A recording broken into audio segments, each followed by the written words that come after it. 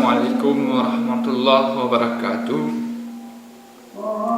Sahabat-sahabat yang beriman, Rasulullah sallallahu alaihi wasallam sabda, "Sayati zamanon ala ummati nisa'uhum qiblatuhum wa dirhamuhum dinuhum wa ulama'uhum jahilun qauluhum ka qauli anbiya afiluhum kafi'il fir'aun." Rasulullah sallallahu alaihi wasallam bersabda, selagi akan datang pada suatu masa pada umatku yang mana perempuan-perempuan menjadi kiblat mereka,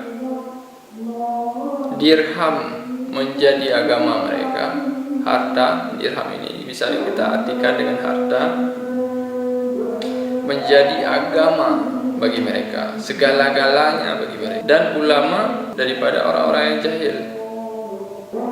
Perkataan mereka seperti perkataan para nabi, anbiya,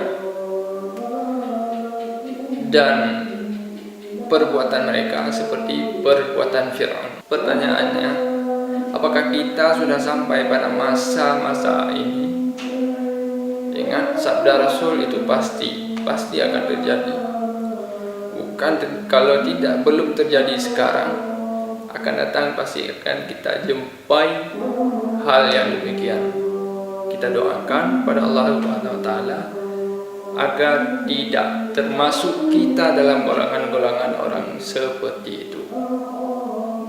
Assalamualaikum warahmatullahi wabarakatuh.